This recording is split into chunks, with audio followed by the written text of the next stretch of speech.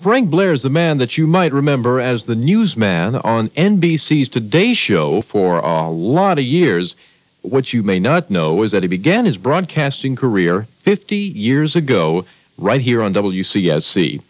Frank, you were barely 20 years old back then. How did it all come about?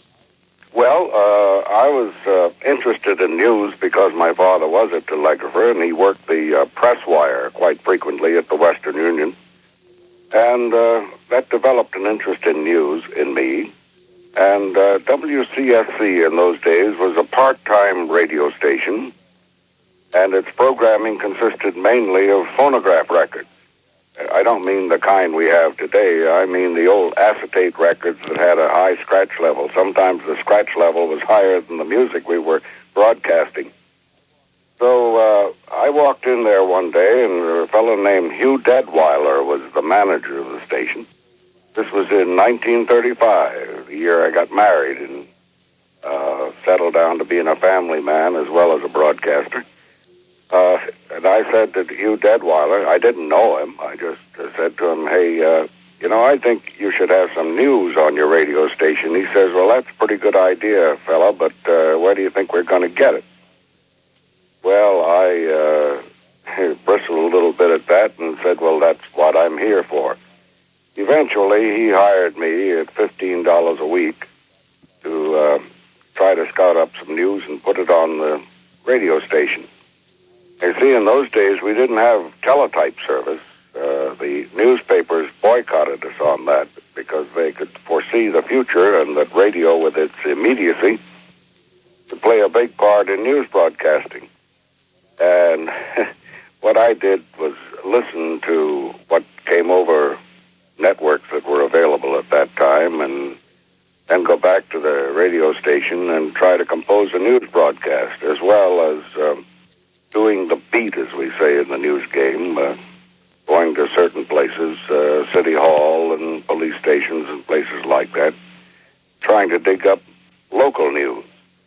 And that's the way we started. And we'll continue our conversation with veteran newscaster Frank Blair in just a few minutes. 71 degrees in North Charleston, 69 downtown at CSC. Well, not even near 55 years old, but still hanging in there and celebrating with us, Sandy Barnes in traffic. Good morning, Sandy. Good morning, Bob. A lot of people are wondering what's going on Rivers Avenue. Sandy Barnes, WCSC Traffic Watch. As mayor of the city of Charleston, I'd like to congratulate WCSC for 55 years of distinguished and faithful service to the citizens of the Charleston community. WCSC Charleston. This is Jim Edwards, and I want to wish WCSC a very, very happy birthday. I think it's grand. They've produced good sound here in the Low Country for many, many years, over a half a century, and I think they deserve everybody's best wishes for 50 more years. Happy birthday. Thank you, Jim. A lot of people don't realize that Jim used to pull the teeth of the announcers here. I'm sure. CSC. 9:33, 27 minutes till 10 o'clock, 72 degrees out there. Well, coming up, don't forget the Trivial Pursuit Tournament is going to be this weekend. In fact, it's going to be Saturday. It's going to be a big time. Let's go back to Frank and Charlie Davis talking about Charleston radio a half a century ago. Back in the 30s, was Charleston a news-oriented town the way it is today? What kind of news were people most interested in? Well, they were interested in local names. Charleston was not the kind of city it is today, even with all of its history and so on. Charleston was a small, exclusive kind of town, and it was even in those days that it got the name of the Holy City, because it was on that peninsula, and it felt itself isolated and wanted to be isolated from the rest of the state, and it just considered itself something particularly unusual. Frank, you mentioned that back in 1935, they started you at CSC at $15 a week. Yeah.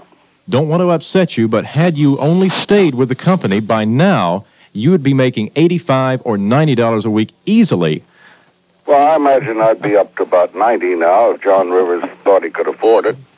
I want to say that it's been a true pleasure talking to you these past few minutes, and I didn't know if I would ever get a chance to meet you again after I met you at my college graduation. Well, I'm glad we had this chance, Charlie. I never knew what happened to you. That meeting was so brief.